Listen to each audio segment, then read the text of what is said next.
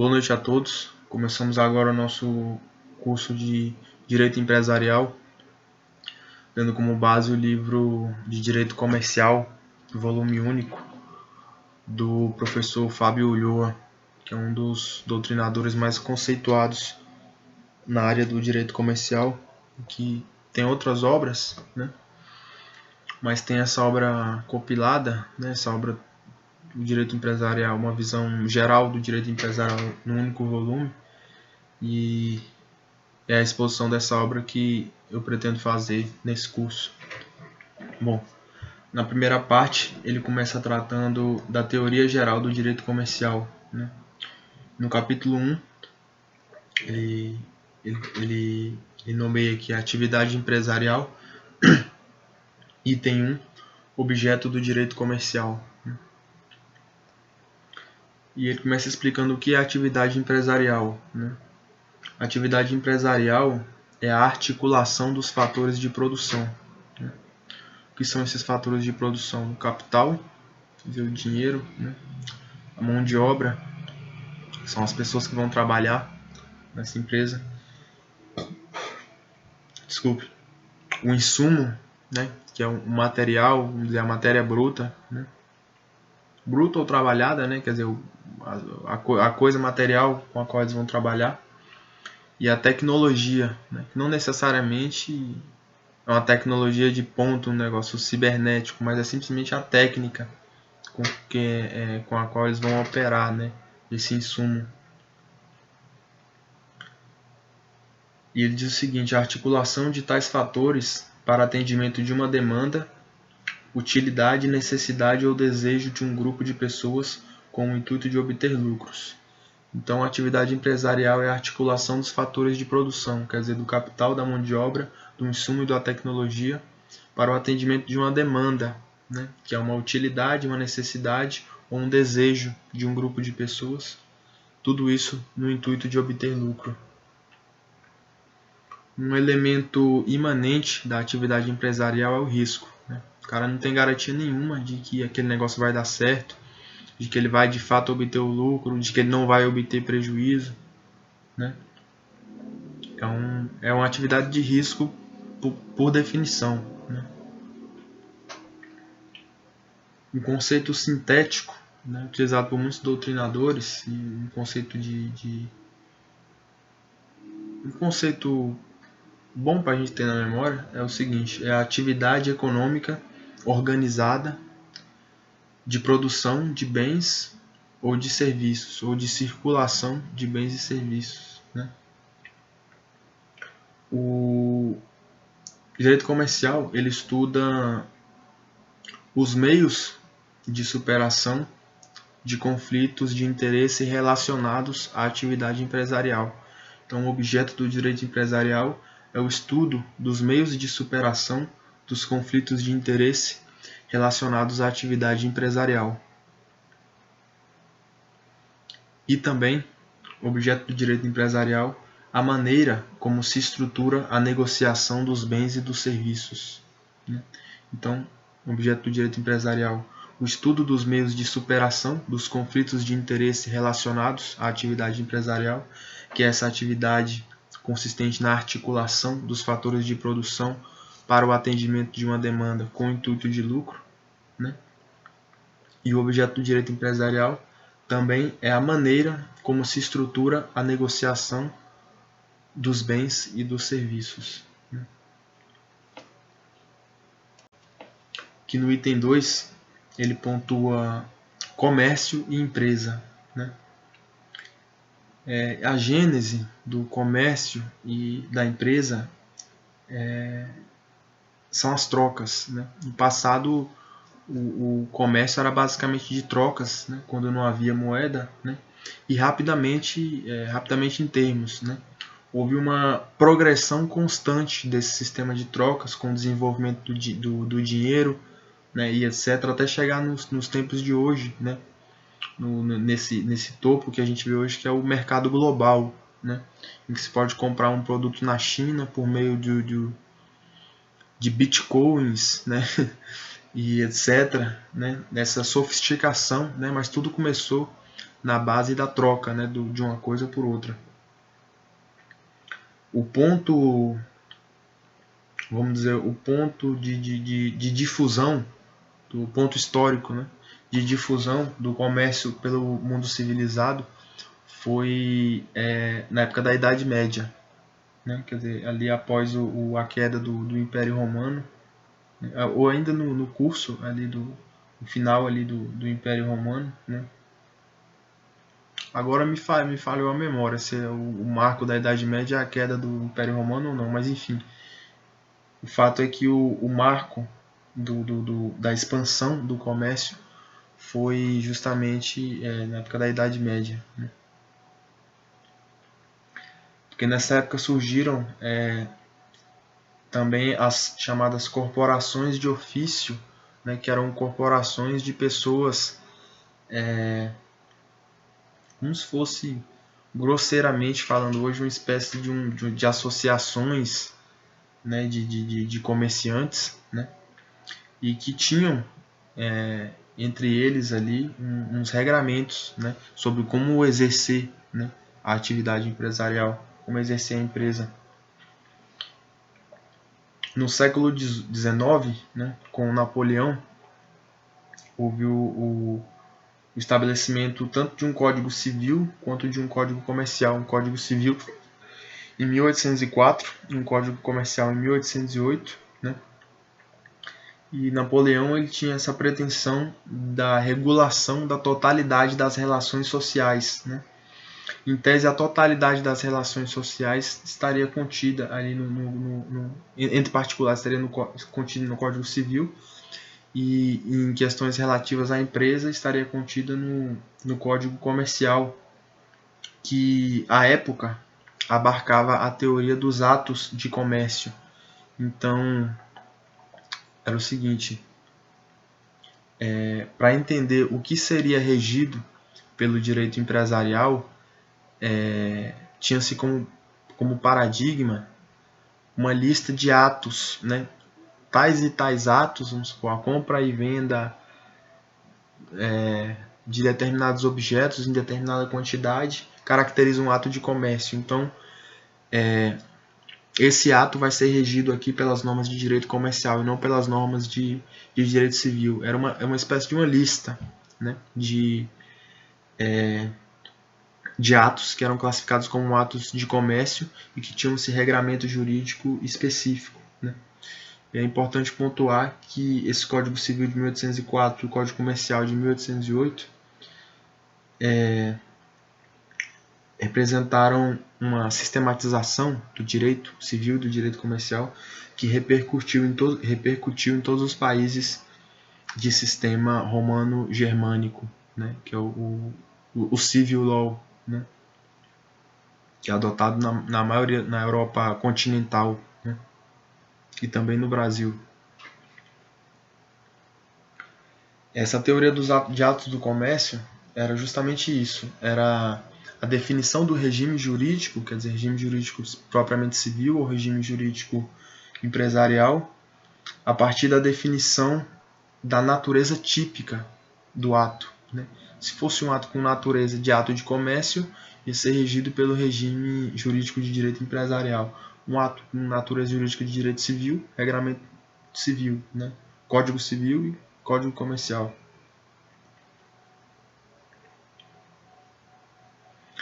Essa teoria de atos do comércio ela representou uma transição do direito das corporações para um direito de atividades, né? Então representou uma objetivação. Antigamente o regramento de direito comercial, esse regramento especial, vamos dizer, diferenciado das relações civis, ele varia apenas para os membros da corporação, das corporações de ofício, que eram essas espécies de, vamos dizer, de associações de comerciantes, né? Era uma coisa meio hermética, fechada, né? E a teoria dos atos de comércio, com a positivação no Código Comercial, né? Houve uma abertura, então uma objetivação, uma espécie de regramento geral, né? E passou a disciplinar não as atividades de determinados sujeitos específicos, né? Mas as atividades de qualquer um que praticasse um ato de comércio, né? Bom, uma das críticas à teoria dos atos de comércio, que vigorou por muito tempo, né, foi a necessidade de alargamento do conceito de atos de comércio, né, porque surgia a todo momento um novo elemento ali que não era abarcado pelo rol de atos de comércio, tinha que ficar expandindo a todo momento o conceito vamos dizer, a extensão do termo atos de comércio, né, o que levava a uma desnaturação do instituto e acabou forçando o surgimento da teoria da empresa, que é a teoria que nós temos hoje no direito comercial, né. A teoria da empresa, ela se manifestou claramente na Itália em 1942, ainda sob a égide do regime fascista, e promoveu um alargamento do campo de incidência do direito comercial, com a incorporação de atividades de prestação de serviço e as ligadas à terra, né, que antigamente não eram abarcadas pelos atos de comércio, as atividades de prestação de serviço e as atividades ligadas à terra. Houve então um alargamento do campo de incidência do direito comercial. O direito empresarial ele para de regular determinados atos e passa a regular uma forma específica de circulação de bens e serviços, a forma empresarial. Então, primeira fase do direito empresarial, as corporações de ofício, quer dizer, uma espécie de direito que regrava tão somente as negociatas e os atos dos membros daquelas corporações. Numa segunda fase, a teoria dos atos de comércio, quer dizer, uma disciplina jurídica a partir da natureza de um ato que era definido como um ato de comércio, né? Que era uma lista que tinha que constantemente ser expandida e que era insuficiente para responder a determinados tipos de atividade, como as atividades de prestação de serviço e as ligadas à terra, né, agricultura, etc., que não eram abarcadas pela teoria dos atos de comércio. E com a teoria da empresa, há, portanto, esse alargamento do campo de incidência do direito comercial, que passa a regular, então, uma forma de circulação de bens e serviços, né, que é a forma empresarial, né. Aí ele coloca uma nota de rodapé aqui que eu achei muito interessante sobre o fascismo, né, porque foi no âmbito do regime fascista que surgiu, né, ou pelo menos que teve expressão clara, a teoria da empresa. E ele diz o seguinte: fascismo, luta de classes, termina na harmonização intermediada pelo Estado, união em torno dos objetivos superiores da nação sob a liderança do Duce, né, que é o líder, na hipótese era o Benito Mussolini, que é o intérprete e o guardião desses objetivos superiores da nação, né. A empresa seria então uma representação desse arquétipo, né, de comunhão de forças por um objetivo maior, um objetivo superior, né. Seria então uma comunhão de esforços entre o empresário e o trabalhador, né, que é o que caracteriza o modelo das corporações, o modelo corporativo, né. Então, quer dizer, a figura do fascismo projetada para o âmbito da empresa, né, tendo ali aquele arquétipo fascista, né, colocado ali como arquétipo da atividade empresarial, né. Apenas uma nota de rodapé interessante que eu achei do Fábio Ulloa.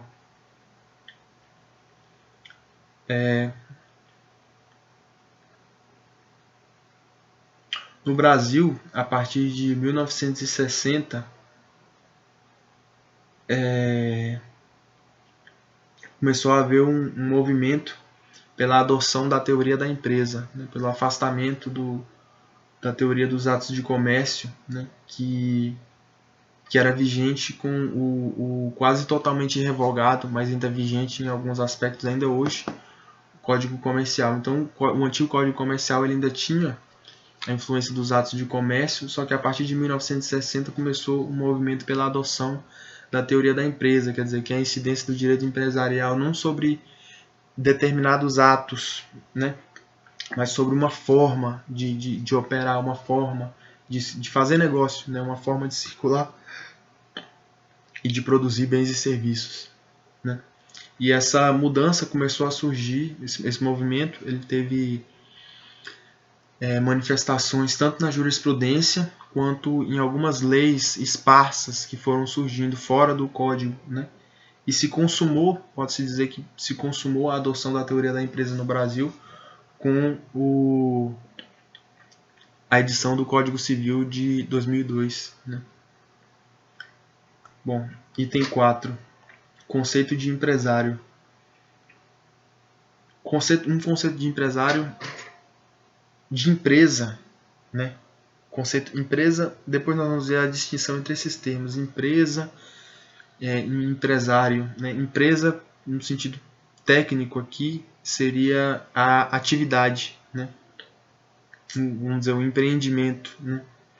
Seria a atividade econômica organizada para a produção ou circulação de bens e serviços, né? Atividade econômica organizada, que tem a nota, portanto, do profissionalismo, né? E quais são os elementos que compõem o profissionalismo? São a habitualidade, né? Quer dizer, aquela constância, né? Repetição, constância no exercício daquela atividade. A pessoalidade, no sentido de que a atividade empresarial deve contar com a contratação de empregados que vão colaborar para aquela empresa, né? Nós vamos ver depois a exceção do empresário individual, da IRELI, do microempreendedor individual, etc. Mas, em regra, vai haver a contratação de empregados, né, de pessoas, né, para integrar, para compor aquela atividade, né? E uma outra nota é o monopólio das informações sobre o produto ou serviço objeto da empresa, né? O empresário, o profissional, né? O profissionalismo necessariamente exige um conhecimento vasto daquele objeto que vai ser trabalhado pela empresa, né? E esse elemento do monopólio das informações sobre o produto ou serviço é um elemento que vai ter reflexos no âmbito do direito do consumidor, né? Que vai ser um dos fundamentos para o reconhecimento da hipossuficiência do consumidor em face do fornecedor, né? Quer dizer, o fornecedor tem informações, né, que o consumidor não tem. Então o consumidor está numa posição de desvantagem, e essa desvantagem é em alguma medida compensada juridicamente. Empresa, o termo empresa, tomado aqui como atividade, né, no sentido técnico, né, é sinônimo de empreendimento, né, sinônimo da própria atividade que está sendo exercida, né, e difere do empresário. O empresário é aquele que exerce a empresa, né. O empresário, ele não é como nós falamos, fulano é empresário, mas a rigor, no sentido técnico, muitas vezes aquele cara não é empresário, ele é sócio de uma sociedade empresária, né? A sociedade é que é empresária, ou no caso do empresário individual, aquela pessoa jurídica que é empresária, né? Empresário é quem exerce a atividade empresarial, que não se confunde com sócio, né? Da sociedade empresária ou ou com a empresa individual, né? O empresário individual, né? E que é diferente também do estabelecimento comercial, né? Nós também costumamos falar ali naquela empresa, né? Se referindo ao estabelecimento, né? Empresa, portanto, é atividade, empresário é quem exerce a atividade, e estabelecimento comercial é o local físico, ali onde se opera a atividade, né? Por exemplo, a sede física ali da loja e etc. é o estabelecimento comercial.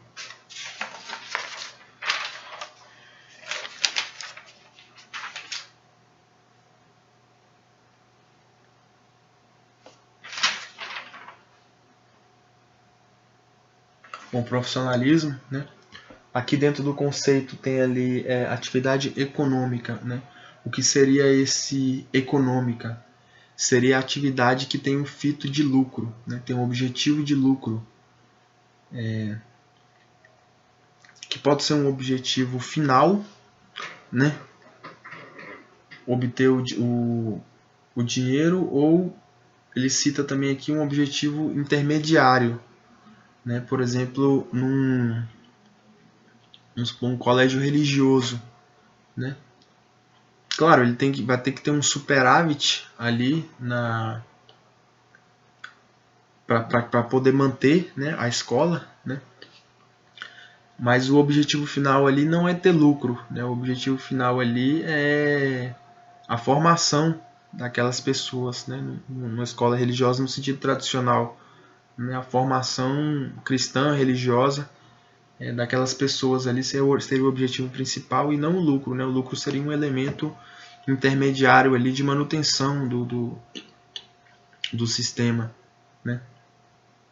Mas a regra vai ser o lucro como objetivo final mesmo. Bom, outro elemento aqui do nosso conceito é a atividade econômica organizada, né? Essa organização diz respeito à articulação dos 4 fatores de produção que nós mencionamos anteriormente, que são o capital, a mão de obra, os insumos e a tecnologia. Então, a organização diz respeito à articulação dos 4 fatores de produção, que são o capital, a mão de obra, os insumos e a tecnologia. E o último elemento aqui, que é a produção de bens ou serviços, ou circulação de bens ou serviços. A circulação, a produção é a produção, né? É criar, é fazer aquela coisa ali, como uma indústria cria um produto ali, uma televisão, né? A fábrica da Samsung, etc. E a circulação é a atividade de intermediação entre o produtor e o consumidor. Por exemplo, a Samsung, né, apesar de ter loja também da Samsung, vamos ver circulação, mas vamos, por abstração aqui, vamos supor que a Samsung somente produza televisões e aparelhos eletrônicos e etc. A Samsung seria um produtor e a Casas Bahia, o Ponto Frio, seriam circuladores, né, desses bens, né? Estariam promovendo a intermediação entre o produtor e o consumidor, né, o destinatário final. Que no item 5 ele trata das atividades econômicas civis, né, que são aquelas que não se enquadram no conceito de empresa, né. Elas vão ser definidas pelo seguinte, né, pela ausência de enquadramento no conceito legal de empresário, com a consequente inaplicabilidade dos institutos de direito comercial, como por exemplo a falência, né? Então, se o sujeito não preencher esses requisitos aqui, quer dizer, de uma atividade econômica organizada, com profissionalismo, para a produção e circulação de bens e serviços, ele não vai estar submetido às regras do direito empresarial, nem aos institutos do direito empresarial, mas sim aos do direito civil, né? A gente pode pensar, por exemplo, naquele sujeito que presta serviço diretamente, é um eletricista, é um encanador, um sujeito que faz pequenos serviços nessa área, né, que ele não tem empregados, né, portanto não exerce empresa, ele não organiza os fatores de produção, né, ele simplesmente presta o serviço. Então isso é uma prestação de caráter civil, né, é regido por normas de caráter civil e não empresarial. Dentro das atividades econômicas civis, né, os que não se enquadram como empresários, a gente pode citar os seguintes: os que exercem atividade intelectual, um escritor, né, por exemplo, atividade científica, literária ou artística, mesmo que conte com o auxílio de empregados, né? Vamos supor, por exemplo, Profissionais liberais, um escritor, um artista, né? Mesmo que ele tenha ali, vamos supor, uma secretária, né? Isso aí não é elemento suficiente para enquadrar ele dentro das regras de direito empresarial, né? A exceção é se for construída uma estrutura em torno dele de tal maneira que constitua um elemento de empresa. Por exemplo, ele cita aqui uma gradação, né? O cara é um médico, né? E ele tem um consultório e tem uma secretária, né? Isso aí não caracteriza a empresa, né? Está exercendo atividade ali médica, pode-se dizer até intelectual ali, as consultas e etc. Agora, se ele trabalha num hospital, né? Mas ele não só trabalha no hospital como médico, mas ele é também dono do hospital. E dentro desse hospital você tem sistema de atendimento por telefone, sistema de triagem, pessoal de limpeza, pessoal de segurança, pessoal de manutenção, organização de outros médicos, organização de enfermeiro, de técnico de enfermagem, sistema de compra de material. Então, nesse caldo de coisas aí, é necessário impor a organização desses fatores, né, do capital a ser investido, da mão de obra, que às vezes os profissionais que vão trabalhar ali, dos insumos com que eles vão trabalhar, os aparelhos médicos, os medicamentos e etc.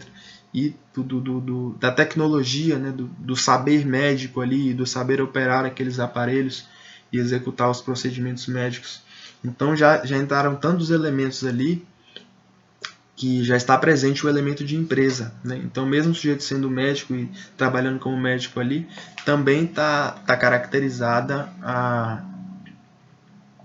atividade empresarial, né? Então seria o seguinte, se tiver presente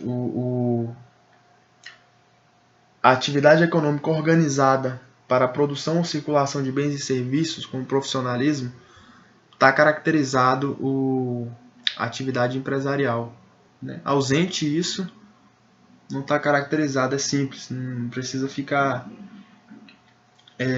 especulando muita coisa, não. Essa lista aqui seria uma lista mais de orientação, né? Uma atividade intelectual, científica ou literária, mesmo que conste com empregados, salvo se constituir elemento de empresa. Se constituir elemento de empresa, é empresa. Se não constituir, não é empresa, né? Pronto. Ele trata aqui do empresário rural, né? Que é a atividade econômica rural, que se subdivide em dois ramos, né? A agricultura familiar, né? E o agronegócio, né? O sujeito que exerça a atividade econômica rural, mesmo que ele esteja enquadrado aqui dentro do conceito de empresa, de uma atividade econômica organizada profissional para a produção de bens ou circulação de bens e serviços, o registro dele é facultativo, né? Quer dizer, a submissão dele às normas de direito empresarial que é facultativo, né? E porque justamente por conta dessa subdivisão entre agricultura familiar e agronegócio, né? A agricultura familiar é aquele negócio muito rudimentar, né? Uma pequena agricultura, conta ali com as pessoas da própria família ou com alguns poucos empregados. Então não quer se impor essa burocracia, né? Aquela pessoa simples ali que pratica agricultura familiar. Por outro lado, o agronegócio, né, que é a grande exploração ali da atividade econômica rural, ele tem interesse em se registrar como empresário para poder se valer dos institutos de direito empresarial, poder se valer da falência, por exemplo, né? Então, por isso há essa facultatividade, né?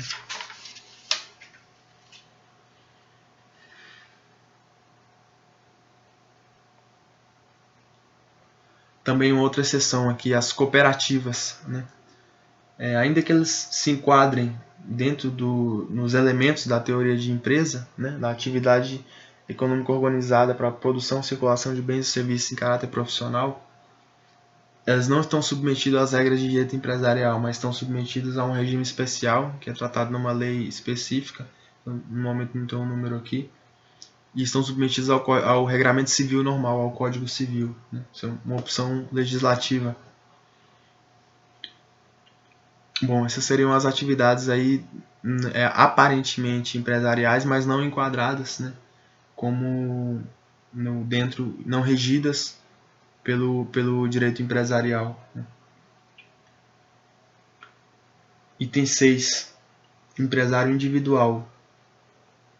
O empresário ele pode ser pessoa física ou pessoa jurídica. Né? Se ele for pessoa jurídica, vai ser uma sociedade empresária. Se ele for pessoa física, vai ser um empresário individual. Né? Cada um desses... A sociedade empresária tem um regramento e o empresário individual tem outra. Né? O empresário individual, geralmente, ele vai explorar uma atividade econômica de pequena expressão, pequeníssima expressão, de natureza, uma atividade econômica de natureza simples. Né?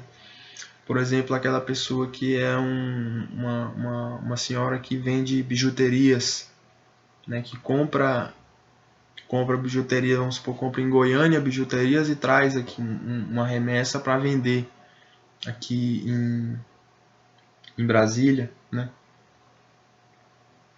Porque justamente tem que ser uma atividade simples, justamente porque não conta com a concatenação de diversas pessoas para executar aquilo ali, né? Então necessariamente vai ser uma coisa que dê para uma pessoa fazer, né? Se bem que nós vamos ver aqui que é o que parece empresário individual, ele pode ter um empregado, nós vamos ver ainda aqui. Mas via de regra vai ser uma atividade simples, né? Atividade exercida pelo empresário individual, uma atividade que movimenta pouco dinheiro, e a sociedade empresária vai se destinar às atividades de mais expressão, mais complexas e as que envolvem mais dinheiro. Né?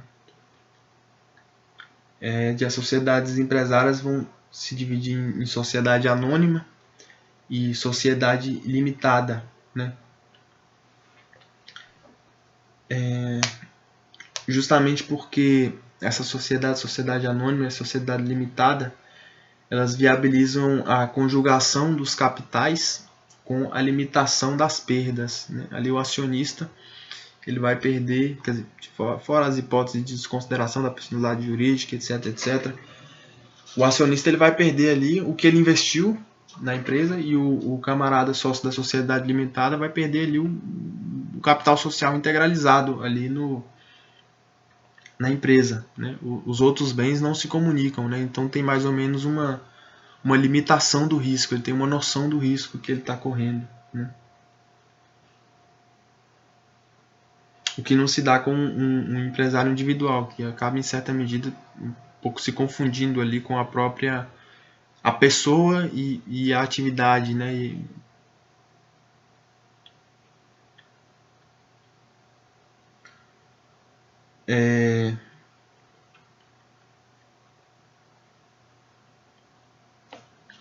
Só ver um detalhe aqui. Ele trata aqui das vedações ao exercício de empresa, né? No caso, o empresário de vedações ao enquadramento como empresário individual, né?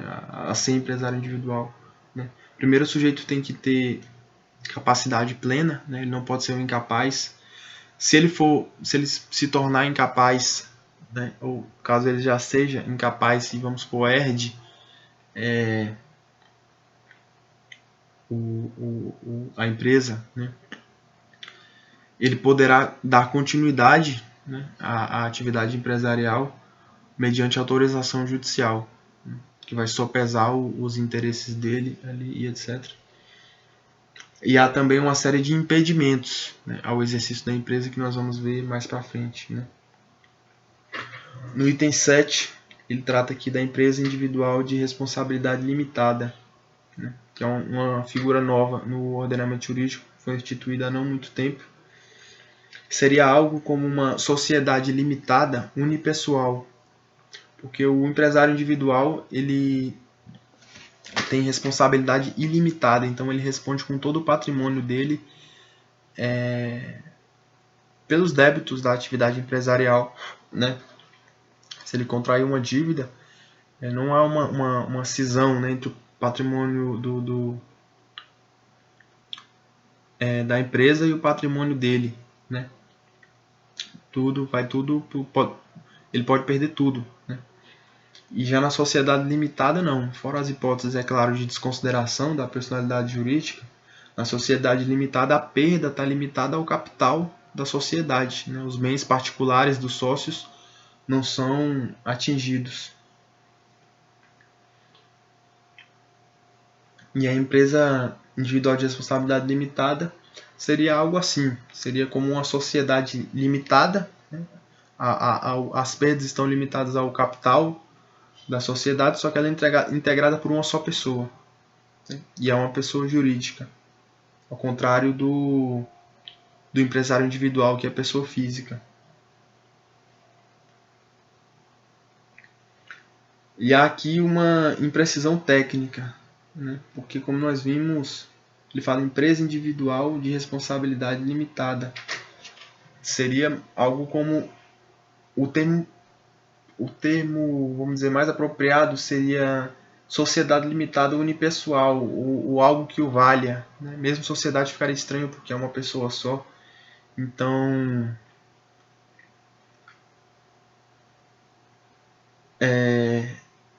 ele enuncia aqui a imprecisão justamente pelo seguinte, porque a empresa é a atividade e não o sujeito de direito, né? O empresário é a pessoa jurídica, né, que vai ter um único sócio, que é o ser humano que está integrando, o indivíduo que está integrando essa sociedade limitada unipessoal, que é chamada de empresa individual de responsabilidade limitada, né? Que sofre, e essa empresa individual de responsabilidade limitada, ela vai ser regrada maciçamente pelos institutos que regem a sociedade limitada. E a principal nota é justamente essa distinção clara entre o que é patrimônio do sócio e o que é patrimônio da sociedade, o que é patrimônio do empresário, né?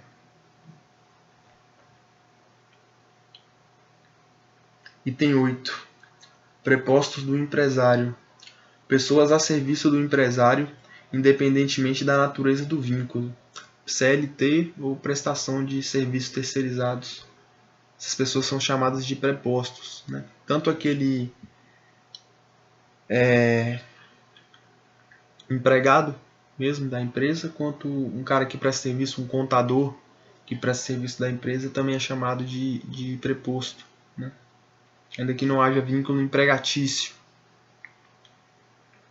Em geral, os atos dos prepostos obrigam o empresário preponente, quer dizer, o sujeito que constituiu aquele preposto, né? Por exemplo, você entra na loja e você começa uma tratativa comercial com um vendedor, o que for via de regra, o que for acertado por aquele vendedor vai obrigar o empresário, né?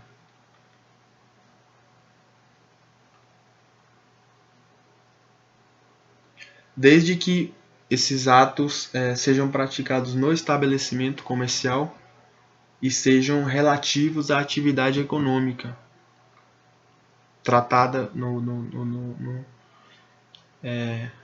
por aquela sociedade empresária, por aquele empresário, né? Por exemplo, entrar numa loja de sapatos e o vendedor te oferecer um sapato e você comprar um sapato e aquele sapato vir com defeito, né? Responsabilidade da sociedade, mas isso já é outra questão, já é questão de direito do consumidor, mas enfim, o preposto atua como faz às vezes do empresário, é uma longa-manos do empresário, como se fosse um instrumento do empresário. O que ele fizer vai ser imputado ao empresário, né? Se for uma atividade executada dentro do estabelecimento comercial e relativa à atividade econômica que é explorada por aquele empresário, né? Ou sociedade empresária.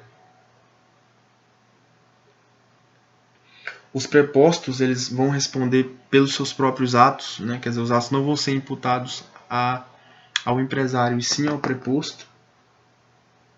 No caso em que ele atuar com culpa, né?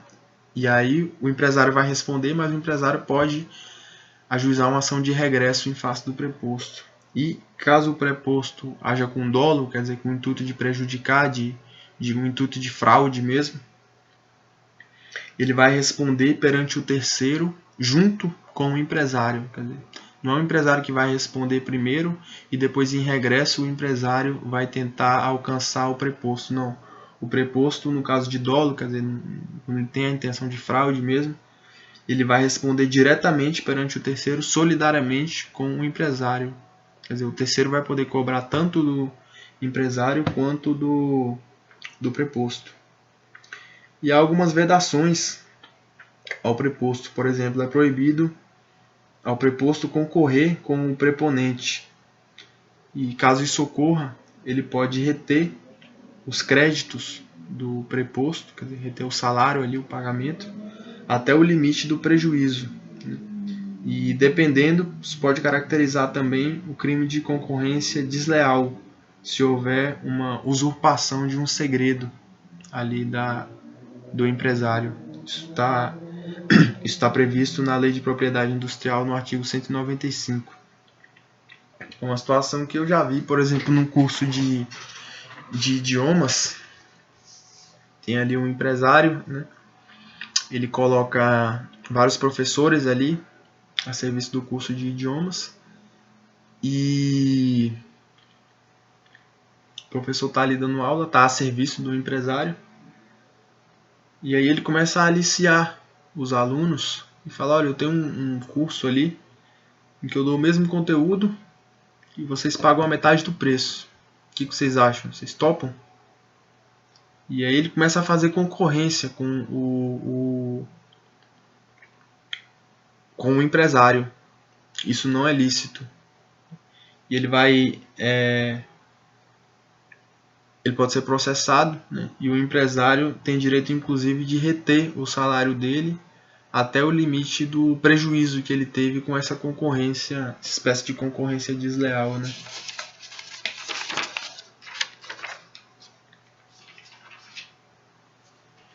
Um outro preposto importante é o gerente, que é um funcionário com função de direção.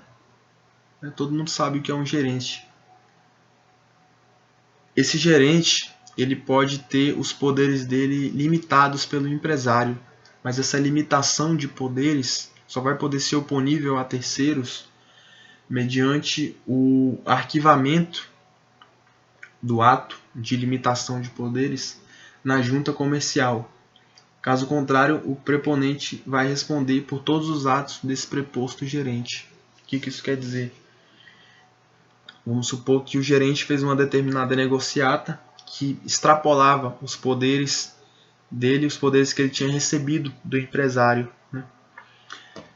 Se essa limitação de poder estiver registrada na junta comercial, estiver arquivada na junta comercial, o empresário não vai responder pelos compromissos que extrapolaram os poderes que o gerente detinha. Quer dizer, vamos supor que o gerente não tinha poder para negociar, não sei, valores acima de 100 mil reais, algo assim, e ele negociou lá 200 mil, né?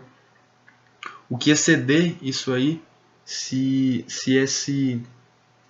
essa limitação estiver arquivada na junta comercial, que aí é uma presunção de publicidade, né, uma presunção de que todo mundo sabe disso, o preponente, que é um empresário, não vai responder. Mas se não tiver arquivado lá, se for uma coisa de boca dele com o gerente, ele vai responder pelos atos do gerente, como é a regra. Um outro preposto importante, né, que geralmente consta, é o contabilista, o contador. que é um preposto obrigatório, né? A empresa tem que ter um contador, salvo se não houver nenhum na localidade, o que é muito difícil, né? E geralmente esse contabilista ele não é um empregado do empresário, só a não ser que seja uma empresa muito grande, né, que tem ali vários contadores exclusivos dela e o cara é um empregado, né, tem uma carteira assinada ali e tudo mais, é exclusivo. Mas geralmente ele é um prestador de serviço, quer dizer, um contador é contador de várias empresas, de várias pessoas, né, ele não tem um vínculo empregatício, ele presta um serviço, mas mesmo assim é considerado um preposto, quer dizer, os atos dele vão, dentro daqueles parâmetros, vão obrigar o preponente. Bom, no item 9, quanto à autonomia do direito comercial, ele diz que o comercialista, que é o jurista que é especialista em direito empresarial, também chamado de direito comercial, ele deve ter uma compreensão não só do direito empresarial, mas da economia, de administração de empresas, de finanças e de contabilidade, e das necessidades do empresário, quer dizer, daqueles arranjos concretos que o empresário precisa para obter lucro, que é a finalidade do empresário. O comercialista age então como um auxiliar do empresário nessa busca de obtenção do lucro. Ele vai, em alguma medida, facilitar ali o trabalho do empresário, né? Ou auxiliar ele na resolução dos conflitos e de modo a otimizar a atividade e também de modo a evitar conflitos. E a autonomia do direito comercial ela é reconhecida também na Constituição Federal, que trata ali distintamente, né, da competência para legislar sobre o direito civil e fala competência para legislar sobre o direito comercial, né? Trata como ramos autônomos do direito, e essa autonomia é caracterizada também pelos elementos característicos do direito comercial, né, que não se confundem com, que é justamente, quer dizer, o regramento da atividade empresarial, que é a atividade de circulação ou produção de bens e serviços de forma profissional e organizada com o intuito de lucro. E isso não é regrado de forma específica pelo regramento civil comum, né, que é o regramento de particulares, de pessoas comuns. Bom, meus caros, então por hoje era isso. Obrigado pela atenção. Boa noite a todos.